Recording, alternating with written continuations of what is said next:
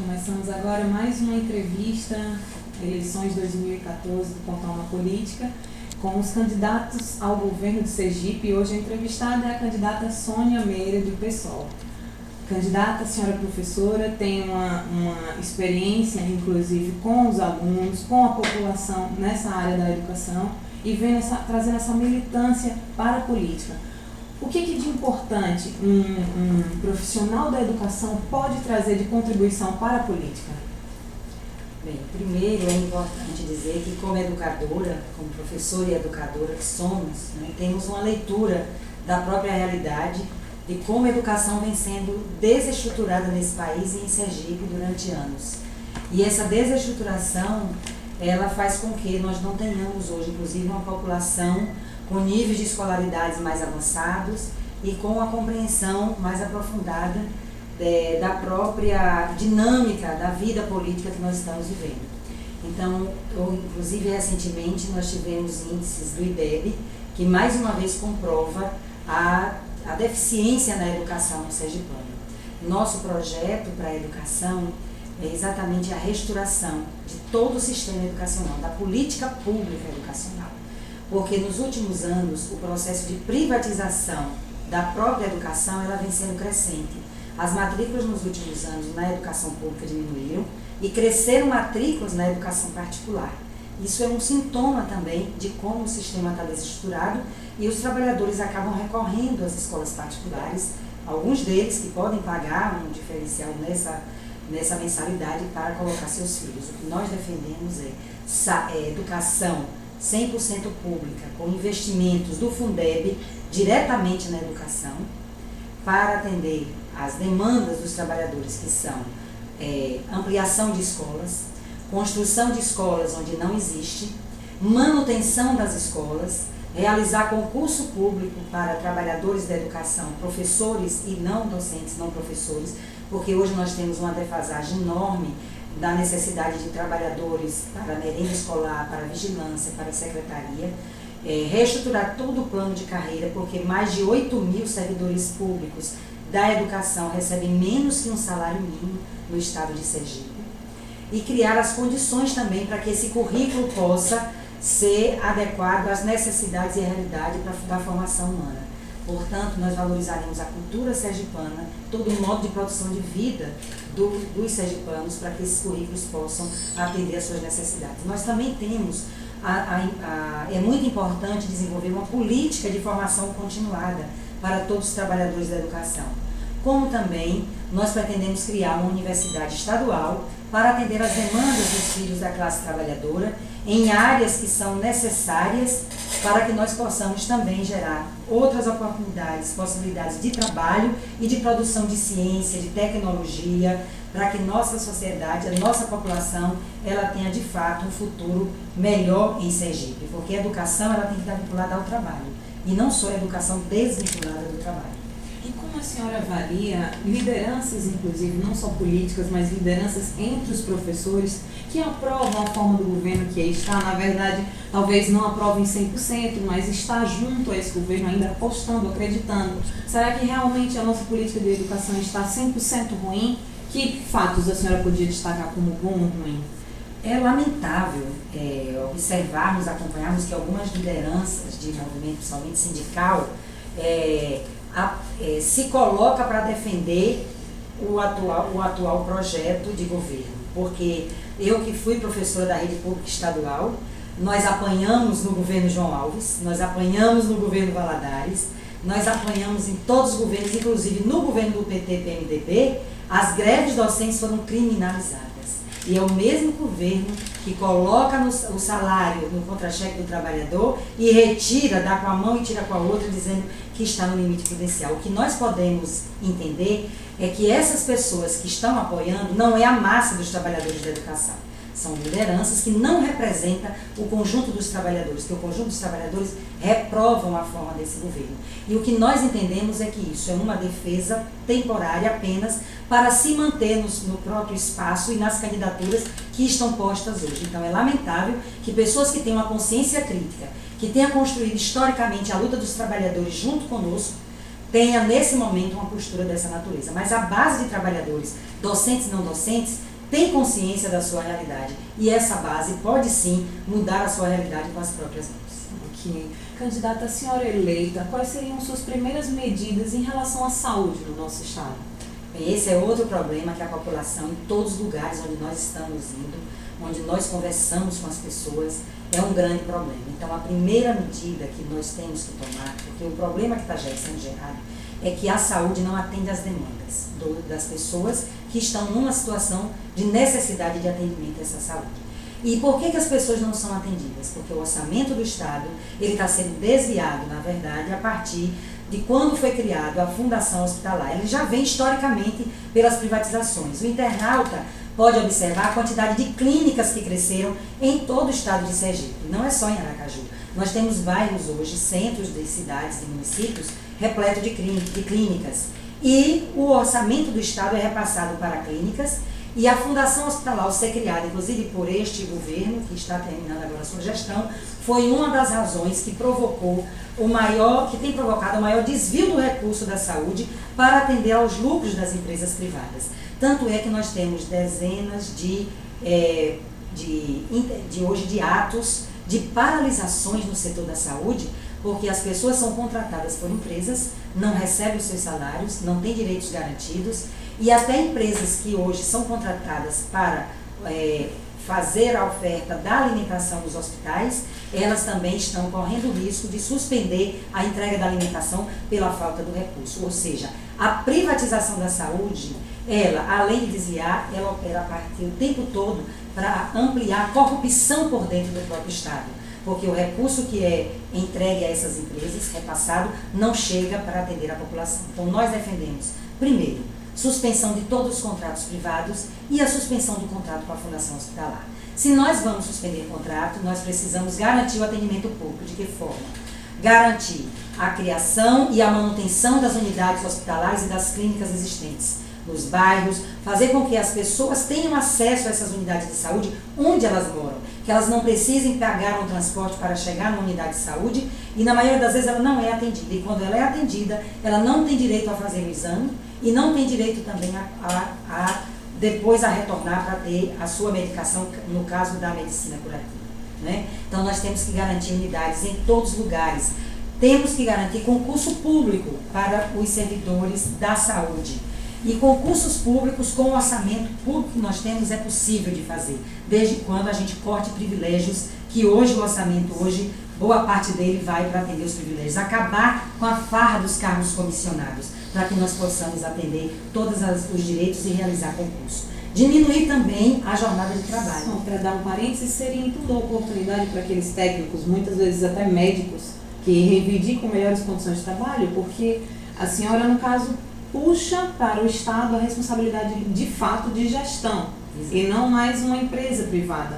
Como é que seria? O nosso Estado de Sergipe tem essa capacidade de gerenciar, uma vez que a gente sabe que quando a fundação foi criada, foi por se notar essa não capacidade. Essa não capacidade foi produzida pelos gestores públicos para justificar que não tinha condição de realizar saúde, por isso tinha que entregar a empresa privada. E essas empresas privadas, o internauta pode avaliar conosco. É possível, se o Estado não tem a condição de fazer a saúde pública 100% pública, como que ela pode atender as pessoas quando as empresas visam lucro? Por isso que as pessoas estão sem receber seus salários, por isso que há paralisações todos os dias. Os jornais, a imprensa está mostrando qual é a realidade da saúde hoje. Por isso, com intervenção, inclusive, do Ministério Público Federal, para a intervenção na saúde pública. Isso aconteceu no governo João Alves, com a ação civil, quando inclusive o candidato Amorim era secretário de saúde na época, na pasta, ele respondia pela pasta da saúde. Ou seja, havia desvio de recurso, foi detectada improbidade administrativa. O Estado tem condições de fazer a gestão pública, desde quando ele tenha concurso público, formação continuada para todos e garanta que o recurso do SUS, de fato, seja para atender e para manter a saúde pública. É possível que isso seja feito, tem recurso. Agora, o recurso não é aplicado diretamente para que as pessoas tenham acesso, ele é aplicado para o lucro das empresas privadas, que são as mesmas que, inclusive, financiam muitas delas as próprias candidaturas. Um dado importante para quem trabalha hoje na terceirização, e que hoje não é só terceirizada, é quarteirizada. porque cada empresa vai contratando outras empresas. Todas elas vão visar lucro. E aí os trabalhadores podem nos perguntar, e para onde nós vamos se o governo suspender os contratos? As pessoas que atuam hoje na saúde, elas podem fazer concurso público e seu currículo, inclusive pela sua própria experiência profissional, pode ter uma pontuação muito superior para que de fato essas pessoas ingressem no serviço público, tenha plano de cargos e salário de carreira decente e possa viver com dignidade. Não viver, inclusive, sendo assediada por sucessivos governos no processo de eleição, que se não votar, inclusive, nesses candidatos, poderão perder seus contratos. Não caia nessa, porque isso é exatamente colocar trabalhador contra trabalhador, por termos dois regimes e não resolve nem o nosso problema de emprego, de trabalho, nem o problema da saúde pública. Estamos em 10 minutos e vamos até os 30 aqui com a candidata Sônia Meire. Candidata, sobre a dívida pública, a senhora já afirmou que é contra o pagamento dos juros e chegou a ser interpretada pelos seus concorrentes de forma até negativa, como se essa falta de pagamento, de cumprimento desse pagamento dessa dívida, fosse administrar com calote. Qual a sua explicação a esse respeito? Primeiro, quem nos aponta como caloteira não tem conhecimento do que é o orçamento do estado de Sergipe e dos outros estados no Brasil. Há estudos que mostram o contínuo endividamento dos estados provocado por uma política que é para esvaziar toda a nossa condição do Estado poder atender aos direitos básicos da população, como saúde e as necessidades como educação, moradia e transporte. Segundo, o que eles apontam para nós como calote é porque eles não têm acordo com a população, eles têm acordo com os banqueiros, com os grandes investidores. Então, fica fácil para eles dizer que isso é dar calote. Terceiro, nós não pretendemos dar calote porque a dívida já foi paga. Hoje, todos os governos, sucessivos governos hoje e de ontem, eles vêm tomando empréstimo para pagar apenas os juros e amortizações. E não é possível a gente retirar do orçamento mais de 600 milhões por ano, que poderia ir para a saúde, para a educação, para transporte e moradia, para pagar essa dívida, porque a própria taxa de juros é cobrada por bancos que, inclusive, são bancos que, publicamente, eles são colocados como bancos corruptos. Então, nós podemos realizar a auditoria da dívida pública com os auditores do Estado, provar a ilegalidade do pagamento dos juros e amortizações que os governos vêm fazendo e entrar com ação judicial para suspender o pagamento dos juros e amortizações dessa dívida, porque a dívida já foi paga. Para o internauta ter ideia, o presidente do Equador fez isso. Fez o estudo, apontou a ilegalidade, foi comprovado, com a ação judicial suspendeu e todo o dinheiro nosso que estava sendo lavado para os banqueiros foi exatamente para os direitos sociais. Então isso é viável e isso é possível. Quem diz que isso não é possível é porque não tem acordo com a garantia dos nossos direitos. Falando ainda das questões econômicas do Estado, como é que seria a sua política de geração de empregos para Sergipe? Bem, hoje nós temos uma falácia, né? Que Sergipe cresceu no número de empregos. De fato, ele cresceu relativamente, porque os empregos são precarizados e são empregos, além de ser precários, com salários baixos, são empregos sem nenhuma estabilidade.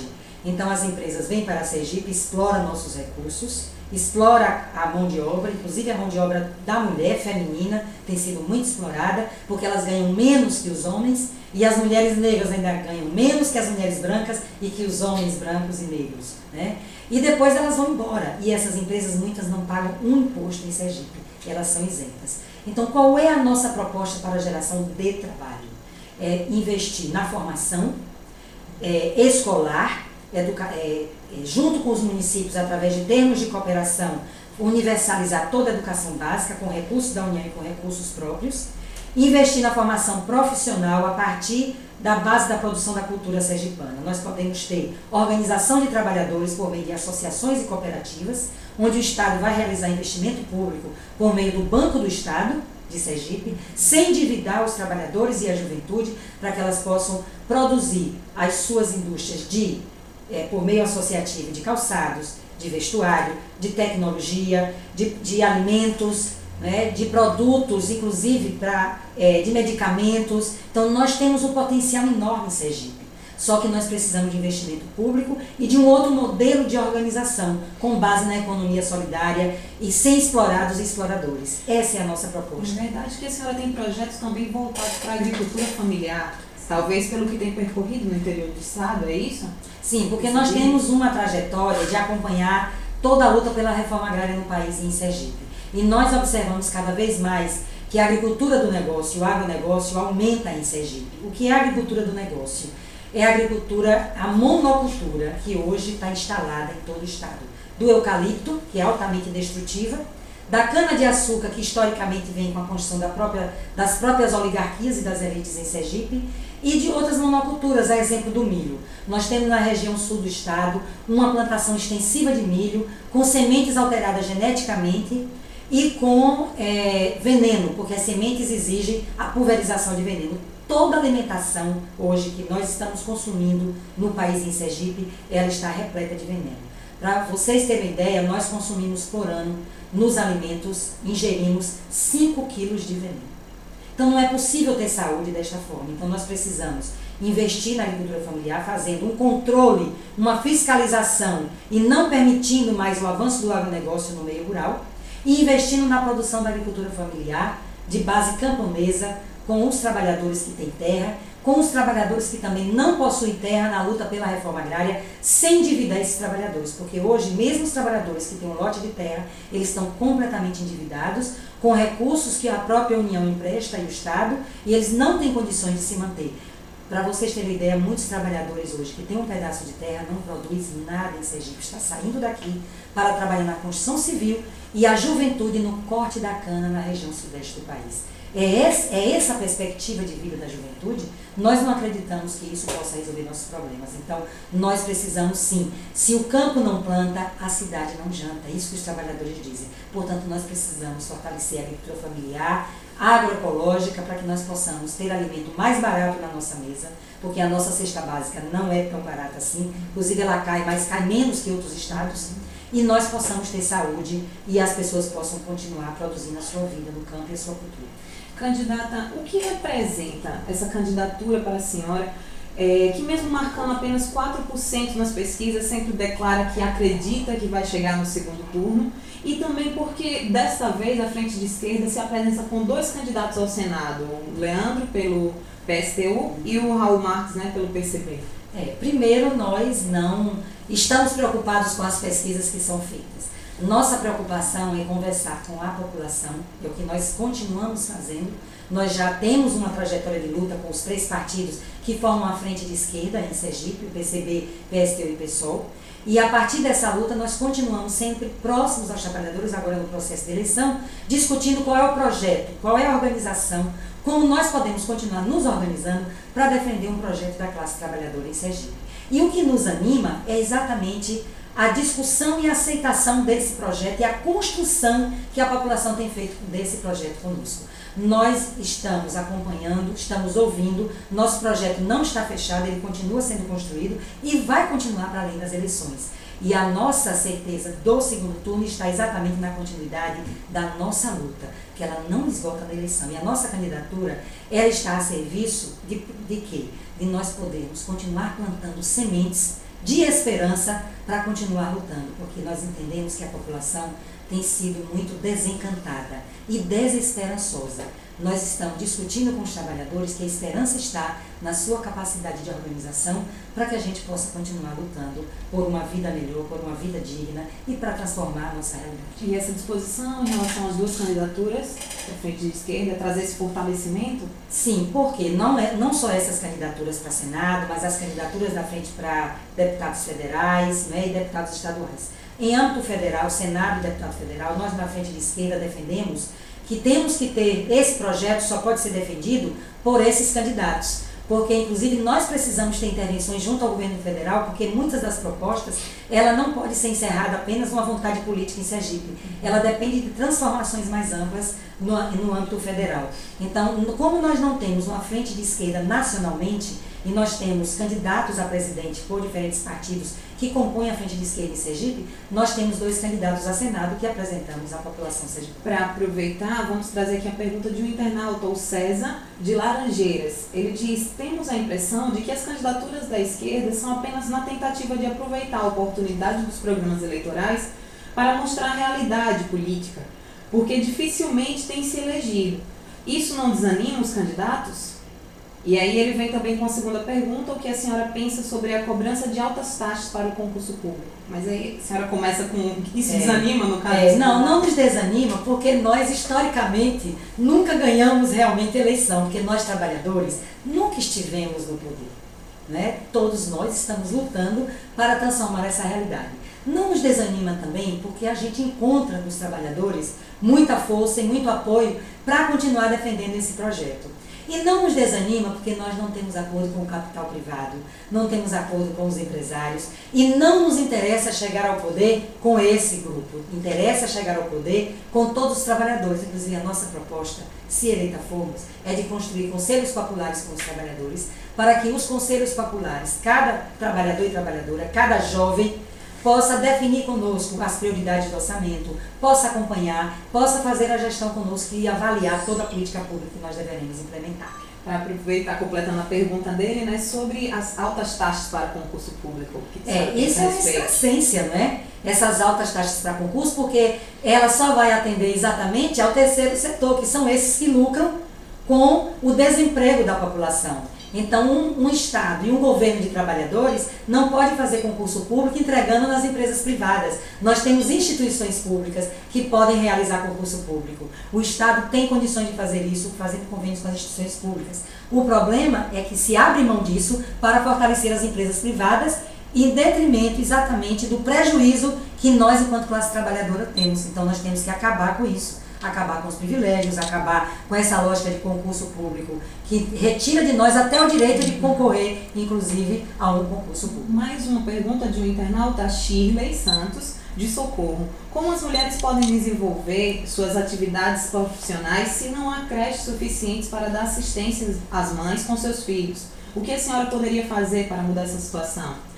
Primeiro, Shirley, muito boa a sua pergunta. É criar e reestruturar com os municípios sergipanos, a partir do Fundeb, as creches públicas. Nós lutamos também nacionalmente pela ampliação dos 10% do Produto Interno Bruto, do PIB, para a educação. Então, essa luta nossa é nacional e é em Sergipe, da gente fazer acordos de cooperação com os municípios para estruturar, manter as creches, porque hoje as creches são verdadeiros depósitos de criança. Como também nós pretendemos criar, dentro da própria educação, nós já temos uma experiência em Sergipe.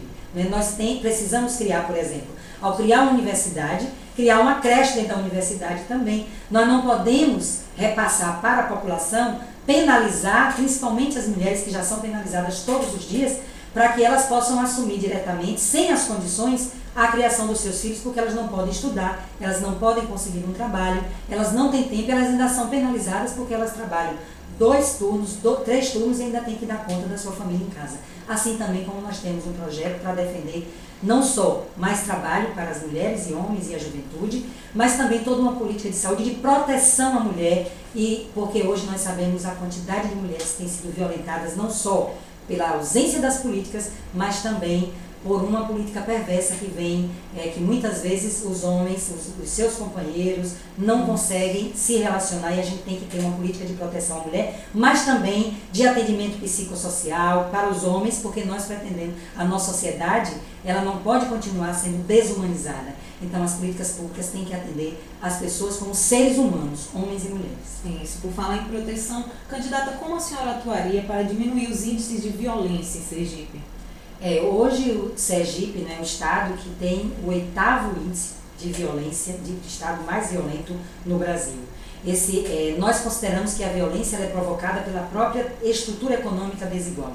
Quando você não tem saúde pública, transporte público, moradia, educação, para que os jovens estejam na educação, lazer, cultura, não tem um equipamento social nos bairros da periferia de Aracaju, uma praça decente para que os jovens possam se encontrar, para que os jovens possam se produzir. Então você não pode garantir um Estado não violento se as próprias políticas elas violentam os sujeitos. Então nós pretendemos sim defender políticas e construir políticas estruturantes com a população a partir das demandas dela e das suas reais necessidades. Segundo, nós pretendemos também desenvolver um projeto de unificação da Polícia Civil e Militar, para que nós possamos reestruturar essa lógica que tem hoje, que acaba criminalizando os jovens e principalmente os jovens negros, que hoje estão os mais pobres, que estão nas periferias.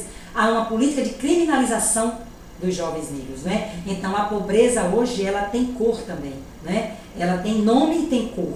Então, para combater isso, nós precisamos reestruturar essa lógica, alterar e abrir concurso público para que esses profissionais que hoje e que poderão entrar na polícia e na própria, não só civil, mas militar, com o processo de desmilitarização que nós pretendemos implementar também, esses próximos profissionais possam estar atuando em todos os bairros e nos municípios sergipanos com uma outra concepção, porque nós não queremos mais delegacia nem mais presídio. Nós queremos que a sociedade desenvolva um processo com esses agentes de segurança, como a polícia comunitária, por exemplo, a sua própria proteção. Estamos em 25 minutos, só mais 2 perguntas para concluir. Candidata, o Fernando Dias, do Jardim Centenário, pergunta sobre a compra de votos. O que a senhora diria e se muitas vezes o trabalhador compra por necessidade e ainda assim nem vota no candidato que dali já se mostra ficha suja?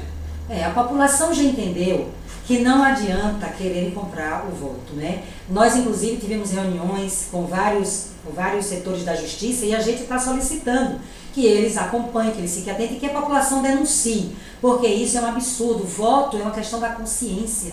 Não se compra e não se vende.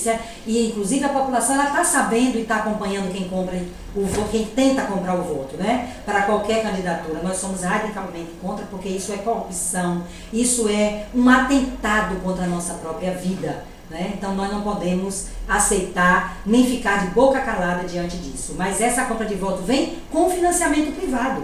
Eles recebem milhões de empresas privadas para inclusive fazer a compra de votos e explorar os trabalhadores segurando bandeira na rua, né? Explorar os trabalhadores em diversas situações e poluir sonoramente, inclusive, nossos ouvidos e as cidades e os povoados. E passam dando adeusinho à população nos municípios e nos povoados, não tem coragem de conversar com a classe trabalhadora. Candidata, a frente de esquerda se mantém na posição de não se aliar a nenhum outro candidato caso não chegue ao segundo turno? Com certeza, a nossa aliança é só com os trabalhadores, com nenhum outro candidato, porque só existem 2 projetos em disputa em Sergipe. Um projeto representado pelos outros candidatos, principalmente por Eduardo Amorim e Jackson Barreto, que estão se colocando como projetos diferentes. É um único projeto. E o outro projeto é o que nós defendemos, que é esse que está sendo construído historicamente com a classe trabalhadora, que não aceita privatização, que não aceita mais perda de direito e que quer, de fato, construir um outro estado, uma outra vida em Sergipe. Gostaria de fazer só mais uma pergunta antes da senhora falar diretamente com o internauta sobre essas denúncias em relação à estatal, a Petrobras. O que a senhora diria a respeito, ainda mais agora que vem novas denúncias trazendo a participação de governadores, parlamentares num número bem maior do que havia sido citado antes? É lamentável, embora as denúncias não nos surpreendam, porque tudo que vem sendo privatizado no país e em Sergipe gera corrupção. Então as denúncias elas são originárias de uma corrupção, de um sistema capitalista que quem manda, né, são exatamente os banqueiros e os grandes empresários. E a corrupção vem com a venda da Petrobras. Portanto, no nosso programa, nós somos contra a venda da Petrobras, contra os leilões da Petrobras. Nós pretendemos, inclusive, reestatizar aquilo que já foi privatizado em Sergipe, não só a luta em defesa do petróleo, mas também pela energia. Nós defendemos a reestatização da Energisa. Nós, trabalhadores, sabemos quanto a gente paga de energia hoje, porque ela foi toda privatizada. E quais as consequências disso, como a água também, que tem sido privatizada. Então, a nossa defesa é contra a privatização e acabar com a corrupção. Mas você só acaba com a corrupção quando você acabar com essa lógica do sistema capitalista e quando você acabar com a privatização do que é público. Temos agora 1 minuto para concluir. A candidata fica à vontade para falar com o internauta. Já agradecemos a sua participação aqui. Então, nós queremos agradecer a todos os internautas que interagiram conosco nesse momento, que está nos ouvindo, a toda a população sergipana que tem nos acolhido muito bem, apresentado também, acompanhado e sugerido e dizendo como é que vê que um governo de fato pode atender às suas necessidades.